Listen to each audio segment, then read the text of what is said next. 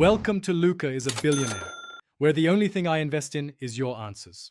In this video, I will explain how to get the Swamp Journalist stash in Stalker 2. First, you need to begin the seek and you shall find Side Quest. This quest unlocks after completing the main mission, A Needle in a Haystack. Once it's available, check your personal stash to find the journalist's flash drive, which reveals the stash locations on your map.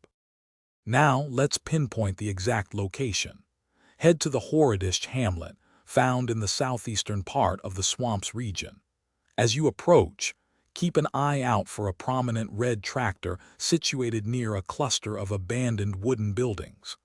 The journalist's stash you're looking for is specifically located on the roof of a small shack in this area. Hey, quick recommendation. If you're enjoying this guide, please hit that like button and subscribe for more Stalker 2 content.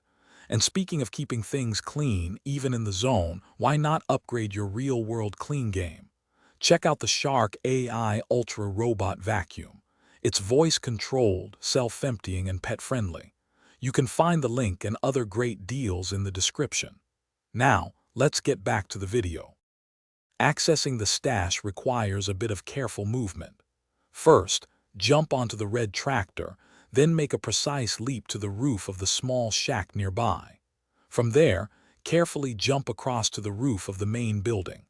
Once on the main roof, use your knife to break the wooden planks, allowing you to drop into the attic and claim your loot.